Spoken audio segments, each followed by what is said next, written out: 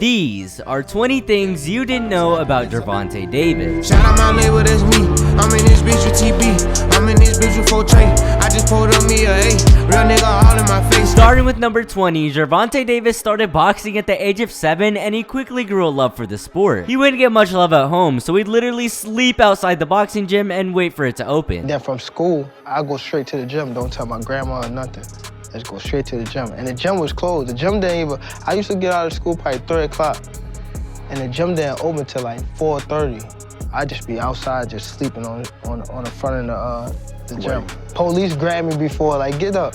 Think I'm just out here just grab me, like, what you doing out here? I'm waiting on the gym. This kid really came from the trenches. In fact, both of his parents were drug addicts and he barely made it out the group home. Any kid that went through what Gervonta went through would have had a temper, so he would fight all the time to let it out. One day, his uncle saw him fighting and took him to the Upton Boxing Center where he honed his craft and started knocking out people one by one in his early teens. For number 19, however, the moment he knew he was going to become a pro was when he knocked out a Russian pro at the age of 16 as his first knockout ever. At what point of your boxing career did you get your first knockout? Like, do you remember your very, very first knockout? Yeah, and then I sparred this pro.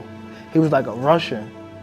And like boxing, like Russians is like, they hard, yeah, they tough. And I knocked him out. Speaking of knockouts, at number 18, one person that wasn't trying to get knocked out was Ryan Garcia, and we all saw how that played out. Tank actually stated that Ryan tried to become friends with him after his fight with Rolly Romero, and that he was actually a little bit drunk. Is it true that Ryan asked you if he could be your friend after the fight?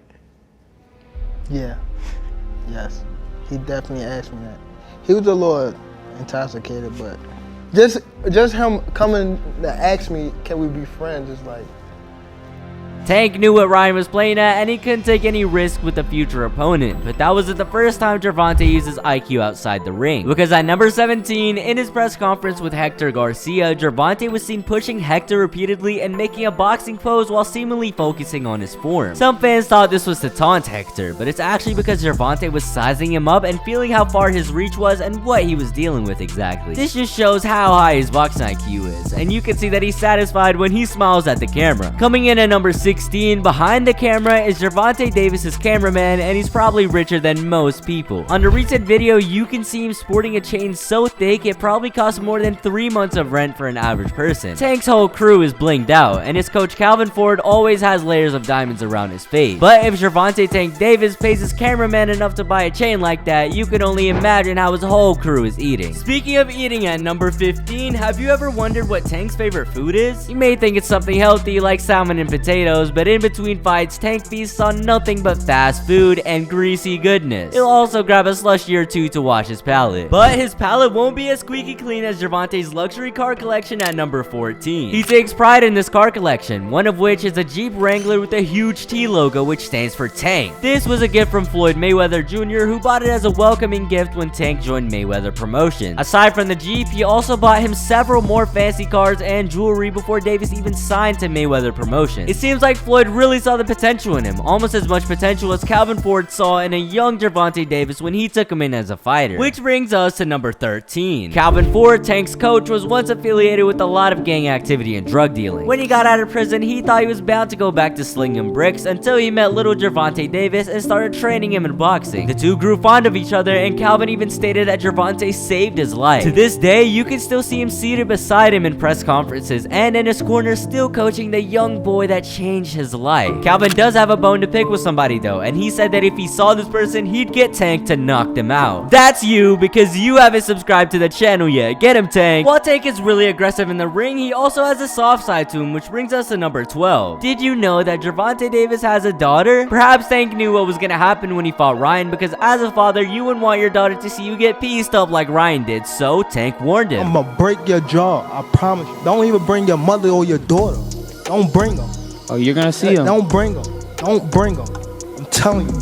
Don't bring them. I guess Tank wanted to save Ryan from the embarrassment of losing in front of his family, but at number 11, what's even more embarrassing is that you probably didn't know that Tank loves to dance. He can be seen dancing in his boxers on IG Live, which is a silly but funny clip that surfaced online recently. Just imagine if Tank busted a move on Ryan when he hit him with the liver shot. The internet would have gone wild. What's even more wild, however, is the fact that Gervonta is supposed to be dead. On August 21st, 2021, Gervonta was on a private plane heading somewhere when suddenly the plane did a nose wheel collapse and skidded off the runway when taking off. Tank was shook, even stating that he thought he was gonna die that day. It knocked the whole wheel off the front of the plane. So right before it was taking off, like we didn't actually go in the air, but we was going super fast.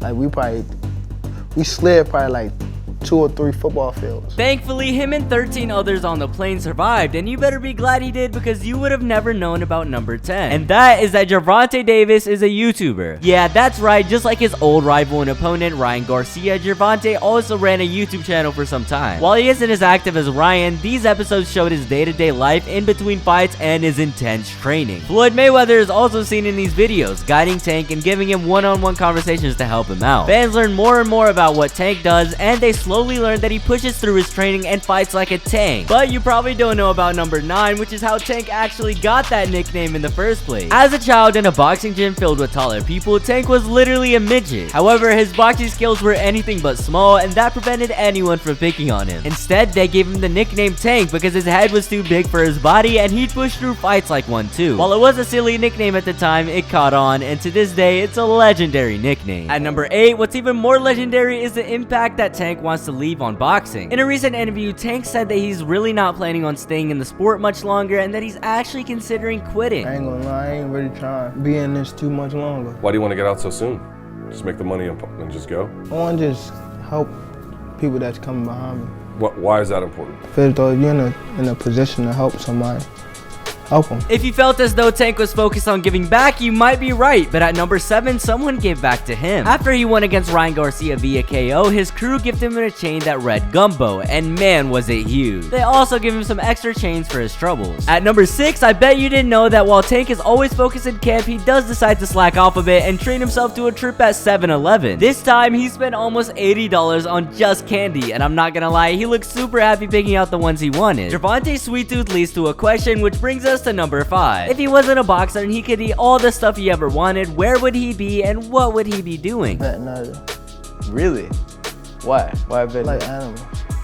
I don't like snakes, but I like other than snakes. Honestly, I would have guessed he'd be a basketball player even if he is super short, because at number 4, you probably didn't know that Tank has played basketball with Drake several times before. Coming in at number 3, most people don't know that Mike Tyson actually had Gervonta Davis winning his fight against Ryan Garcia. Think Gervonta compete if he goes the distance? He's gonna win the fight, yeah. So you got him winning this fight? Yes, I do. Almost every professional wanted Ryan, who was the underdog, to win, but Tyson's high fighting IQ and understanding of the sport was only confirmed when Tank took the dub. At number 2, did you know that Tank had a rat inside of Ryan's crew? Now, I'm not talking about the animal. Yeah, that's right. Inside of Garcia's crew was a spy that was informing Tank about Ryan's style and the things he was good at and bad at. Obviously, this didn't make much of a difference because Ryan's left hook still didn't work against Tank, and Tank was still levels above Garcia. Nonetheless, it's still cool having a secret spy work for you. What's even more cool and kind of heartwarming is that for number 1, Ryan Garcia was actually getting Gervonta's number after their fight. Maybe he wants to be friends, or maybe he actually wants to learn some things in the gym from him. Nobody actually knows what they said. But after the fight, we can also see Tank hugging Ryan's mom and dad after their fight. He truly has a big heart, and that's why he is now the face of boxing.